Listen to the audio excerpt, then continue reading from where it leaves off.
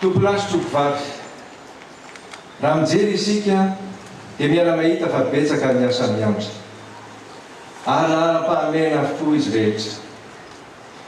Mila miasa mafy isika, mila mahay mifandefitra sy mifanaja ka ny tombotsoa an'Antananarivo irery ihany no atao lahara-pahamena ao anatin'ny firaisan-kiny.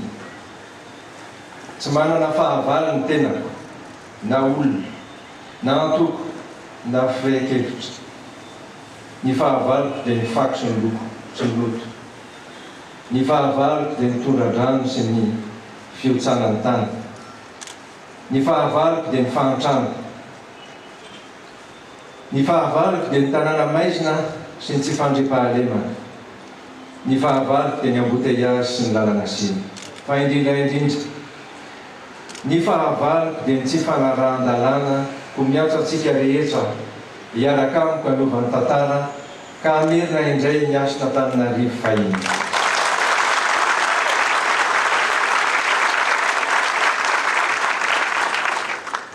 Efa hitanareo avokoa ny vina sy ny veloran'ny arivo. Tsy hiandry ely isika satria efa ela loatra izay niandrasana izay. Tonga dia hiasa rehetrany.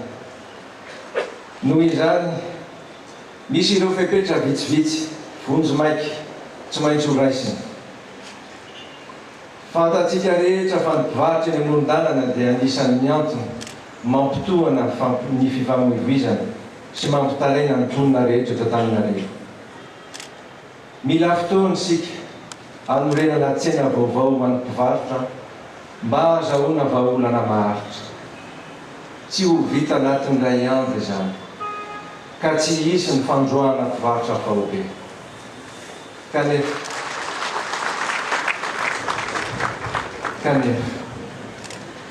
fantatsika koa fa misy ireo toerana izay tsy azo ambeferana. Samy mahafantatra an'izy ireo sy mahalala an'izany isika. Ka mangataka raha mangataka fa hatsapatena avy amintsika tsirairay tsy hampiasa an'izy ireo, tsy manana safidy hafa isika.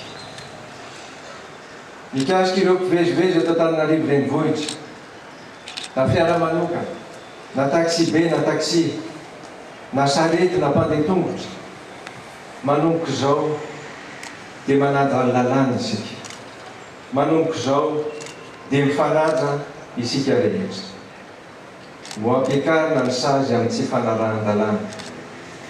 Fa isika rehetra malala fa raha eny sy manaja isika dia tsy hatran'izany sary izany.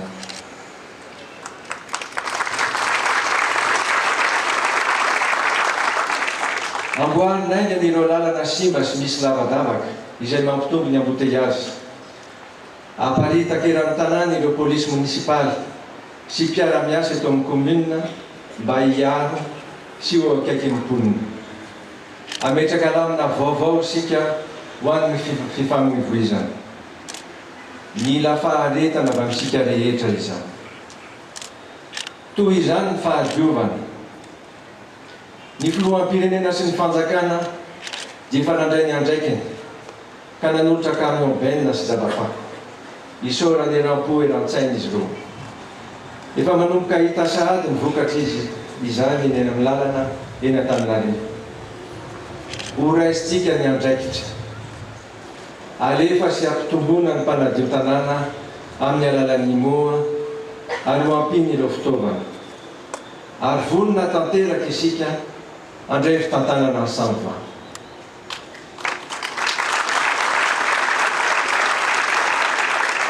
Fa mila ny fanampiny mponina tsirairay izany. Mila hajaintsika ny ora sy ny toerana fanariana fako. Fa ny tena zava-dehibe, mila mandray andraikitra isika amin'ny fanadiovana ny toerana misy atsika.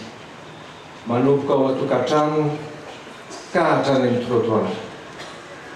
Isika tsirairay dia samy tompona andraikitra amin'ny fanadiovana amin'ny tanàna. Andao ho raisitsika tanana amin'ny fanadiovana amin'ny tanàna mba ho fifaliana sy ho rehareha ny mipetraka eto Antananarivo.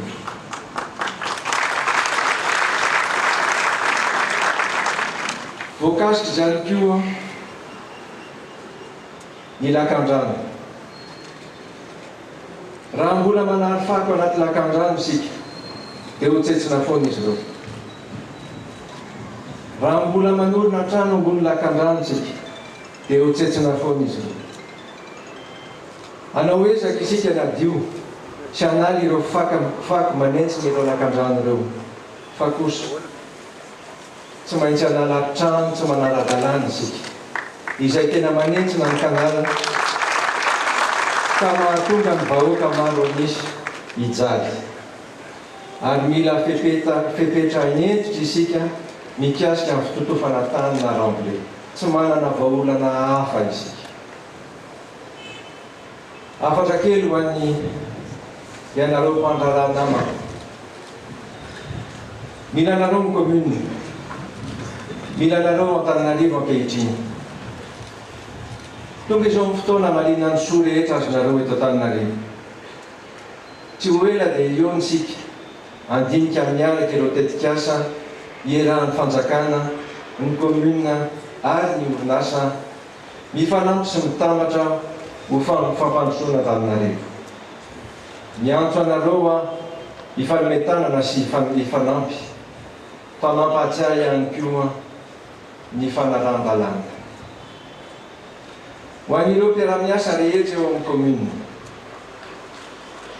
tonga izao ny fotoana hamerenana ny asa ny commune sy ny mpiasa rehetra ao aminy. Isika rehetra no hahatanteraka izany. Miandrany anareo mba homendrika ny asa sy ny andraikitra sahanareo, mba homendrika ny tanàna misy anareo, mba ho fitaratra eto an-tanàna. Eniko fa misy olona sasatsasany mandray karama nefa tsy miasa akory eto amin'ny commune. Aleo ny lasa ho lasa. Raha ao anatin'izany ianao dia mingady anao amesa-pialana, tsisy hanentsika anao. Fa raha tsy vita zany, afaka folo andro dia ho saziana mafy.